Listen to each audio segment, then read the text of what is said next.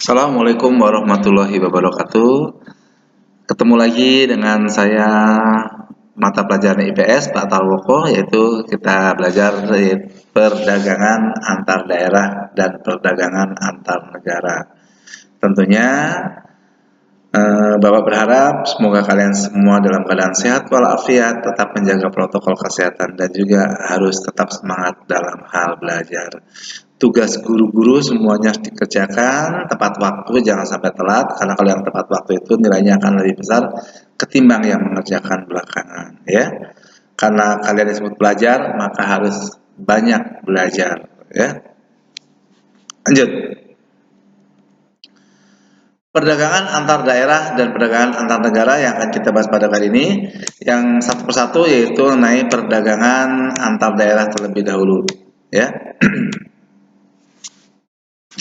Perdagangan antar daerah adalah perdagangan yang diselenggarakan antar tempat atau wilayah yang berbeda di dalam negara yang sama. Contoh perdagangan dari Jakarta Bandung, ya, Lembang itu mendatangkan sayuran ke Jakarta, ya, atau mungkin dari Lampung ke Jakarta mendatangkan pisang dan segala macamnya, yaitu masih antar daerah. Jadi di berbagai daerah itu saling mengadakan perdagangan, tukar menukar barang-barang yang dari daerahnya masing-masing untuk diperjualbelikan di daerah tertentu yang tentunya tidak ada di daerah tersebut, ya.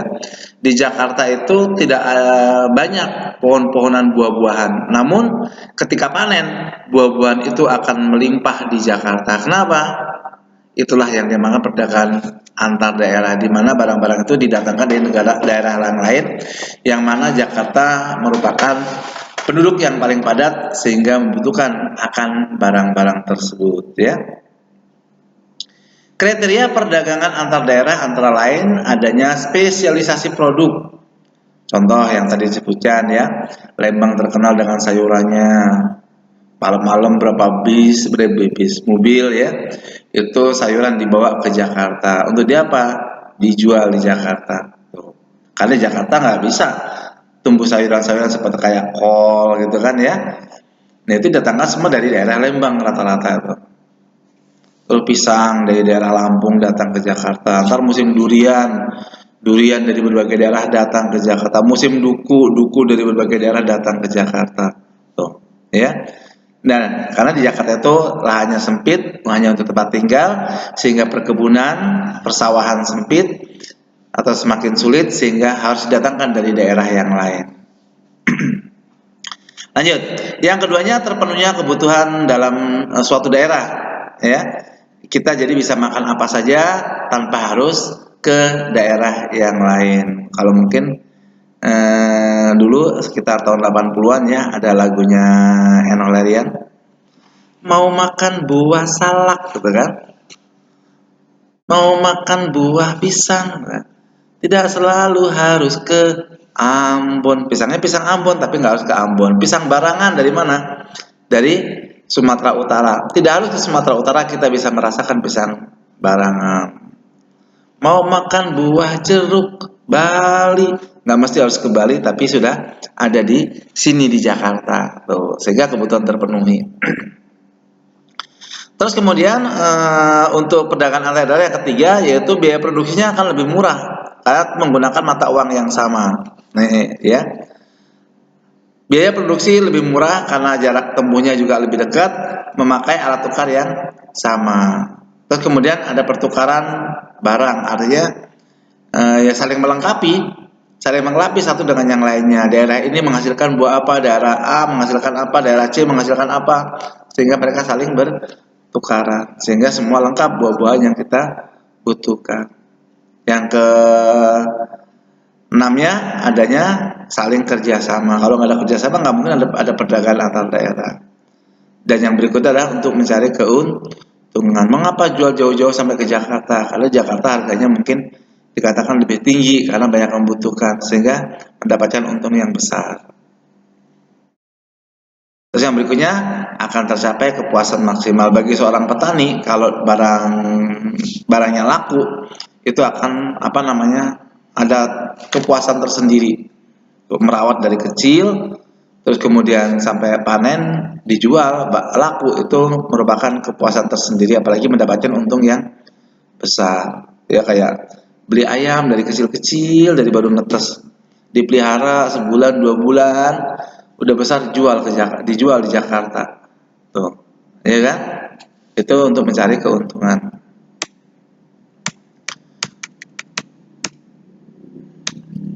Ya, tujuan dan manfaat dari perdagangan antar daerah, yang tujuan yang pertama yaitu untuk mencari keuntungan, dan tujuan yang kedua memperluas pasar jangkauan. Kalau di Lembang sayuran murah karena pusatnya, tapi begitu di Jakarta ya sudah agak naik harganya, ya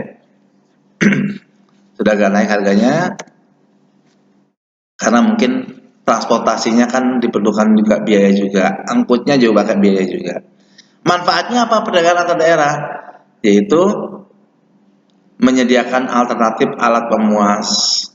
Artinya eh, kebutuhan barang-barang itu akan segera terpenuhi karena adanya alat pemuas kebutuhan tersebut. Sehingga konsumen diuntungkan atau dimudahkan untuk memperoleh barang-barang yang kita inginkan. Meningkatkan produktivitas, tentunya para petani juga akan senang apabila barangnya itu laku di pasaran, ya. Sehingga selalu meningkatkan produktivitas, tingkatkan terus, sehingga eh, bisa diperlukan ketika banyak orang membutuhkan akan produksi daripada hasil pertanian tersebut. Memperluas kesempatan kerja bagi orang-orang yang penduduk, menghasilkan sayuran, kemudian dipul ke seorang petani, sehingga itulah jadi menambah tenaga kerja. Terus ada yang mengangkutnya ke Jakarta, sehingga dari petani itu sampai ke tangan warga Jakarta itu menggunakan banyak orang. Banyak orangnya itu berarti memperluas kesempatan untuk bekerja. Ya, itulah perdagangan antar daerah yang biasa kita beli, yang bisa kita makan, tapi asli khas Indonesia itu ya perdagangan antar daerah. Karena ada perdagangan antar negara yang akan kita bahas yang berikutnya. Mana nih perdagangan antar daerah? Nah, perdagangan internasional yang kedua ya. Nah, kalau sudah mengatakan internasional, berarti sudah mengatasnamakan negara satu dengan negara yang lainnya. Ya, kita bahas atau kita simak satu persatu. Apa itu perdagangan internasional? Yaitu kegiatan menjual dan membeli barang dan jasa antar negara melalui kegiatan ekspor dan impor. Di sini kegiatan jual beli barang dan jasa. Kok jasa? Ya iya. Kalau barang udah jelas lah ya, kita beli apel itu nggak ada di Indonesia, beli dari negara lain. Nah, jasa seperti apa? Pengiriman jasa tenaga kerja ke luar negeri, itu juga kegiatan ekspor dan impor. Lanjut. Faktor pendorong terjadinya perdagangan internasional itu dibagi menjadi dua, yaitu ada faktor ekonomi dan ada faktor non-ekonomi. Faktor ekonominya apa? Perbedaan sumber daya alam. Di Indonesia, negara yang tropis, tidak bisa menghasilkan buah apel yang segar seperti yang di negara-negara yang lainnya, tapi kita bisa makan buah tersebut. Sebab apa? Ya, karena apel itu harus menggunakan alam yang dingin seperti kayak Jepang, ya. Jepang, terus kemudian apel New Zealand itu terkenal, itu bisa sampai ke Indonesia. Tapi kita nggak punya pohon tersebut, nggak bisa nanam sendiri pohon tersebut. Akhirnya kita mendatangkan dari negara lain. Kenapa? Karena alamnya berbeda, ya. Ya, tentunya ya negara lain juga sama mau membeli barang dari Indonesia juga karena alamnya berbeda juga. Terus yang keduanya adalah memenuhi kebutuhan dalam negeri. Contoh begini, menjelang hari raya, menjelang apa namanya, puasa atau bulan Ramadan, itu buah kurma melimpah ada di mana-mana. Penyebabnya apa? Karena Indonesia merupakan mayoritas penduduk beragama Islam yang membutuhkan buah kurma ketika untuk berbuka puasa. Sedangkan pohon kurma di Indonesia itu hanya bisa tumbuh namun nggak bisa berbuah. Kenapa? Alamnya berbeda. Didatangkan dari mana? Dari Timur Tengah, ada yang dari Mesir, ya, ada yang dari Ya, pokoknya Timur Tengah lah ya. Semua Timur Tengah itu menghasilkan buah kurma. Dari Irak, Iran juga ada buah kurma. Tuh. Sehingga kebutuhan akan buah kurma tercukupi karena kita membeli dari negara lain atau impor dari negara lain. Yang ketiga, penguasaan ilmu pengetahuan dan teknologi. Bagi negara yang bisa menguasai ilmu pengetahuan dan teknologi, maka negara itu akan banyak kegiatan ekspornya ketimbang impornya. Contoh Jepang, ya. PT Astra merupakan kerjasama antara Indonesia dengan Jepang, di mana Jepang adalah menguasai teknologi otomotif. Secara otomatis Jepang bisa menjual kendaraan otomotifnya ke berbagai negara, bukan hanya di Indonesia. Jepang tuh bikin perusahaan banyak di berbagai negara, ya. Sehingga karena dia menguasai teknologi, dia yang melakukan kegiatan seperti itu. Yang keempatnya yaitu adanya kelebihan dan kekurangan hasil produksi.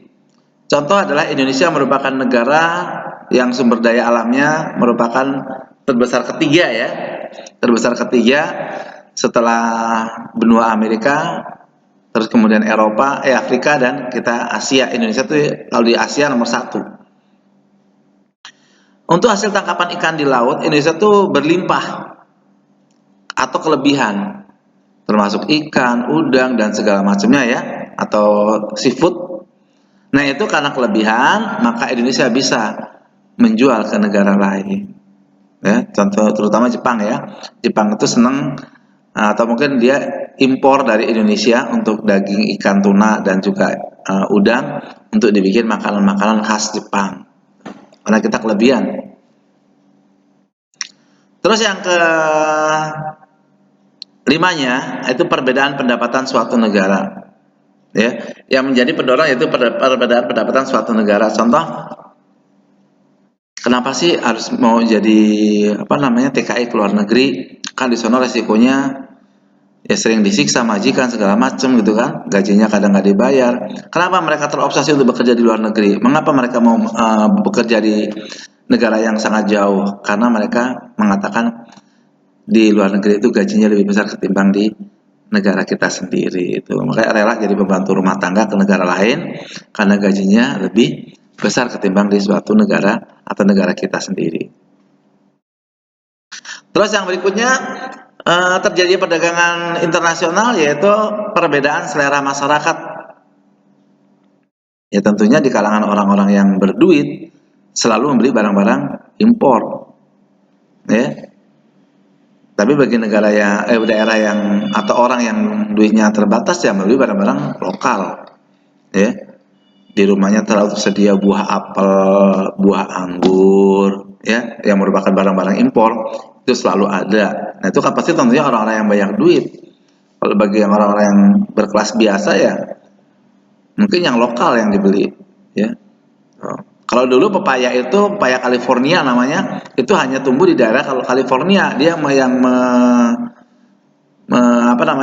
pertama kali ada California, pepaya California, kemudian dijual sampai ke berbagai negara termasuk Indonesia, kemudian dibudidayakan di Indonesia, tetap namanya pepaya California tapi ada di Indonesia, ya. Beli baju maunya yang bermerek negara lain gitu kan, itu karena selera. Di samping selera juga mereka memiliki pendapatan yang sangat tinggi. Yang terakhirnya G atau ketujuhnya, mengapa ada perdagangan antar internasional atau antar negara?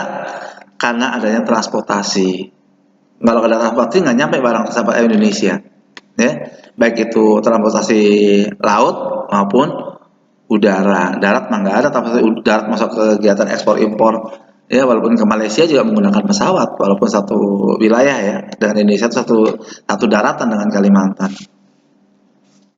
Kemudian faktor non ekonominya itu ada faktor politik.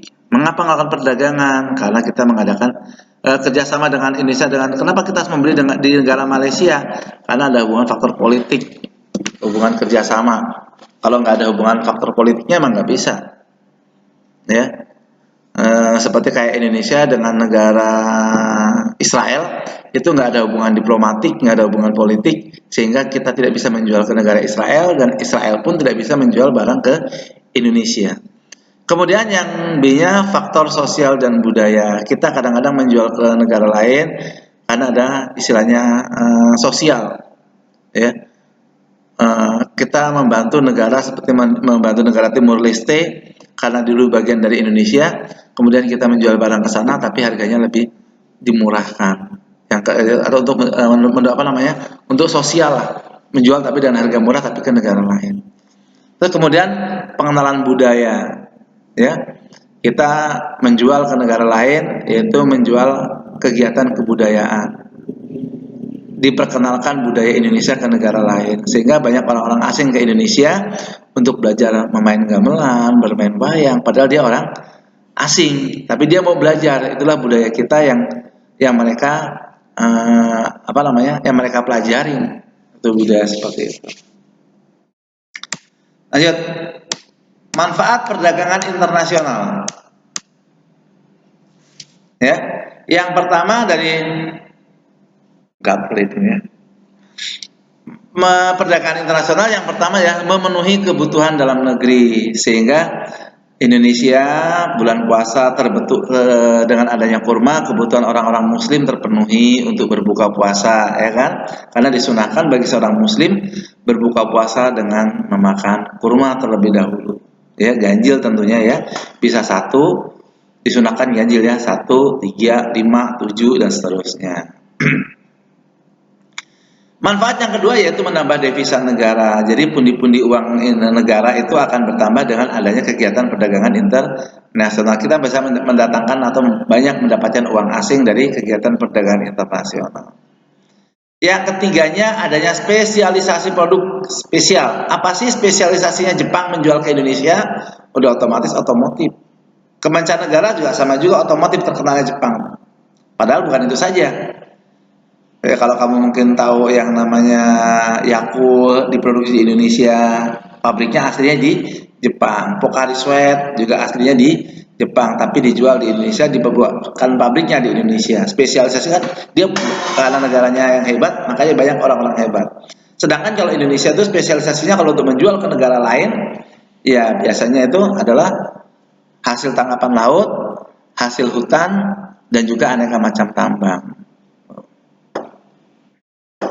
Masuk Indonesia juga negara penghasil minyak yang menjual minyak ke luar negeri. Kemudian terjadi perluasan pasar, artinya yang tadinya dijual di dalam negeri, tapi bisa tembus ke pasaran negara lain, sehingga akan meningkatkan produktivitasnya, sehingga bisa menjual dalam jumlah yang sangat banyak. Nggak nyangka minyak kayu putih sampai ke negara asing. Nggak nyangka ternyata mie sedap sampai ke negara lain, gitu kan. Terus yang kelimanya, meningkatkan mutu produk. Otomatis kalau akan menjual barang ke luar negeri, harus mutunya berkualitas. Kalau mutu rendah, maka tidak akan pernah laku di negara lain. Maka berusaha sedemikian rupa untuk bisa menjual ke negara lain dengan kualitas yang sangat baik. Meningkatkan daya saing negara di dunia internasional. Tentunya yang namanya menjual barang ke negara lain, pastinya adanya persaingan. Jangankan dengan negara lain, dalam negeri sendiri pun itu juga terdapat banyak persaingan. Bagaimana agar tetap dalam persaingan kita yang selalu menang? Maka harus meningkatkan yang namanya mutu. Makanya kalau mutunya nggak bagus, ya nggak laku di negara lain. Nah, contoh gini, mengapa Jepang lebih memilih beli udang ke Indonesia dalam jumlah lebih banyak ketimbang Malaysia? Tentunya jawabannya pasti tahu. Kenapa? Karena kualitas udang Indonesia jauh lebih bagus ketimbang udang dari Malaysia, sehingga dia membeli dalam jumlah banyak dari ke Indonesia, namun tidak beli banyak dari Malaysia. Kenapa nggak beli semua di Indonesia? Ya nggak bisa seperti itu, karena Jepang juga punya perjanjian dengan Malaysia. Dan yang terakhirnya yaitu menjalin persahabatan antar negara. Artinya bahwa kita terjalin persahabatan dengan Malaysia, Singapura, Brunei, karena kita mengadakan perdagangan. Ya, lanjut. Faktor-faktor yang mempengaruhi perkembangan ekspor dan impor. Kalau ekspor tahu ya, ekspor itu berarti barang dari dalam negeri dijual ke negara lain. Kalau impor adalah mendatangkan barang ke negara tertentu, termasuk negara Indonesia. Yang mempengaruhi ekspor, keadaan pasar luar negeri. Oh ternyata di luar negeri karena barang-barang ini nggak ada dan laku di pasaran sana, buru-buru dibuat, buru-buru diciptakan. Tuh, kayak di Indonesia, iklimnya otomotif itu bagus dikembangkan di Indonesia, maka Jepang membuat kerjasama dengan Indonesia dalam kegiatan pembuatan otomotif. Kemudian ada iklim usaha yang diciptakan oleh pemerintah. Artinya pemerintah mendorong para pengusaha-pengusaha kecil dan menengah agar produknya bisa berkualitas, bisa dijual ke negara lain. Dengan demikian pemerintah membantu untuk menurunkan pajaknya sehingga barang-barang tersebut dijual ke negara lain, bisa tembus ke negara lain yang tentunya mengharapkan adanya penambahan devisa bagi negara. Yang C-nya kelincahan eksportir untuk merebut pasar dunia. Nah tadi itu bahwa barang-barang kita kenapa mie sedap laku di pasaran Eropa? Mengapa Indomie juga laku di pasaran Eropa? Mengapa sendal-sendal seperti kayak Kervil, Neckerman, New Era itu bisa memukau di negara asing disebabkan karena lincahnya para eksportir untuk bisa merebut pasar dunia. Karena kalau nggak bisa merebut barang tersebut nggak laku, ya udah rugi perusahaannya. Kemudian langkah-langkah yang harus ditempuh dalam kegiatan dan pengembangan ekspor, yaitu yang pertama melakukan diversifikasi produk ekspor.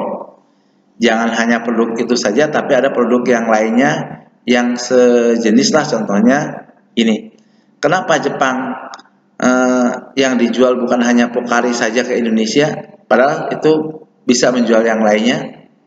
Nah, makanya Jepang berusaha membuat makanan tapi satu pabrik, satu perusahaan dengan Pocari, namanya Soijoy. Dan diversifikasi pengembangan produk dari unsur yang lainnya. Indonesia juga bukan hanya menjual udang saja, ya, bukan hanya udang yang mentah saja, termasuk udang yang matang, atau mungkin termasuk dalam bentuk terasi dijual ke negara lain. Itu bahkan diversifikasinya. Produknya bukan hanya satu, tapi yang lainnya. Kedua, memberikan fasilitas kepada produsen untuk barang-barang ekspor. Ya, fasilitasnya apa? Fasilitasnya ya mungkin diberikan adanya transportasi yang memadai, kemudian perjalanan juga lebih dimudahkan, terutama juga pajaknya juga jangan terlalu tinggi sehingga dia bisa menjual ke negara lain. Kemudian yang ketiganya mengendalikan harga dalam negeri.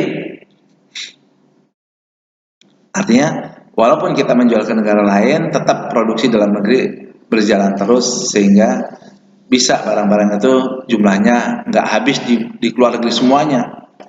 Mentang-mentang mie sedang laku, semua dijual ke negara lain, Indonesia nggak kebagian. Terus gimana tuh? Ya, sehingga kalau cuma sedikit tentunya harganya akan mahal. Maka dari itu pemerintah agar bisa mengendalikan harga baik dalam negeri maupun di luar negeri. Yang keempatnya menciptakan iklim usaha yang kondusif, kemudian melakukan devaluasi, menurunkan nilai mata uang. Yang keenamnya mengendalikan perjanjian internasional. Dalam perjanjian itu ada bilateral, dua negara, regional, banyak negara dalam satu kawasan, multilateral, itu banyak negara, internasional pun juga banyak negara. Yang ketujuhnya meningkatkan promosi dengan keluar negeri. Diiklankanlah produk-produk Indonesia di televisi-televisi negara asing. Ya.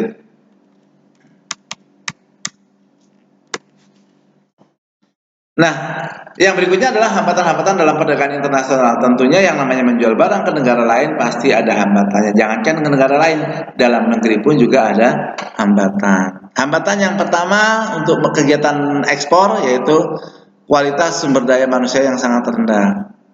Artinya contoh, Indonesia membuat mesin yang dijual ke negara nggak laku. Kenapa? Mesin yang paling bagus adalah buatan dari negara Jepang. Tuh. Kenapa? Sumber daya manusia Indonesia itu sangatlah rendah ketimbang di negara lain. Terus kemudian hambat yang berikutnya yaitu perbedaan tingkat upah, ya, upah pekerja. Kemudian yang ketiganya penguasaan iptek, bagi negara yang menguasai iptek berarti negara tersebut bisa menguasai dunia. Yang berikutnya ada ancaman perang. Dulu Indonesia banyak menjual barang topi atau kopiah ke negara Timur Tengah. Namun begitu negara tersebut dalam ancaman perang, ya, akhirnya kita nggak bisa lagi menjual ke negara lain. Dimanapun negara yang sedang bertikai, maka biasanya terhambat perdagangan internasionalnya karena dia dianggap nggak aman. Yang berikutnya yang menghambat adalah perbedaan sosial budaya, ya. Contoh dalam bahasa, kita jalan-jalan ke luar negeri mau ngomong bahasa itu nggak bisa, ya kan? Terus kita mengikuti budaya asing yang rambutnya dibikin pang, rambut dari tato, kemudian pakai anting banyak, itu kan budaya, perbedaan budaya, ya. Sehingga kita kadang-kadang ngeliat orang tatoan jadi malas deket, nggak jadi beli gara-gara orang itu tatoan. Yang berikutnya perbedaan hukum dan politik. Satu lagi, hukum dan politik dalam perdagangan internasional bisa kamu lihat di sini. Yang pertama adalah kuota. Arti kuota adalah pembatasan impor. Kamu ada apa? Kuota internet saya udah habis, ya udah habis, dibatasin sampai 30 hari misalkan. Dibatasi sampai 25 hari, karena dibatasi itulah pembatasan, itulah yang namanya kuota. Yang kedua adalah embargo, larangan ekspor maupun impor, dilarang untuk memasukkan barang ke negara tertentu. Yang ketiga tarif, tarif sama dengan pajak yang dikenakan atas biaya produk baik impor maupun ekspor. Yang keempatnya adalah proteksi, melindungi bisnis domestik dari persaingan bebas, kemudian dumping, menjual produk di luar negeri lebih murah daripada di dalam negeri. Contoh menjual mie sedap di sana 2.000, di Indonesia 2.500. Lah emang nggak rugi Pak, udah untung dari sana, sudah dari Indonesia juga dapat untung sudah cukup. Jadi jangan mengharapkan untung banyak, yang penting produknya laku keluar negeri dan bisa balik modal atau mungkin nambah keuntungan tapi nggak terlalu banyak, nggak apa-apa, yang penting bisa memperluas jaringan pasar. Kemudian ada subsidi, pembayaran pemerintah untuk membantu bisnis domestik untuk bersaing dengan negara asing. Demikianlah materi yang dapat saya sampaikan di pertemuan yang keempat ya. Mudah-mudahan nanti bisa diketemukan di pertemuan yang kelima dalam keadaan sehat walafiat, dan tetap pesan Bapak menjaga protokol kesehatan, cuci tangan, pakai masker, menjaga jarak, dan juga tetap harus belajar. Dan mengapa belajar selalu diucapkan terus? Karena belajar adalah merupakan hal yang sangat penting yang harus kalian miliki. Ilmu itu sangat bermanfaat, ya. Dengan tingginya ilmu yang kalian miliki, maka Anda jadi orang yang bermartabat. Baiklah anak-anak semuanya, saya akhiri sampai di sini. Terima kasih. Wassalamualaikum warahmatullahi wabarakatuh.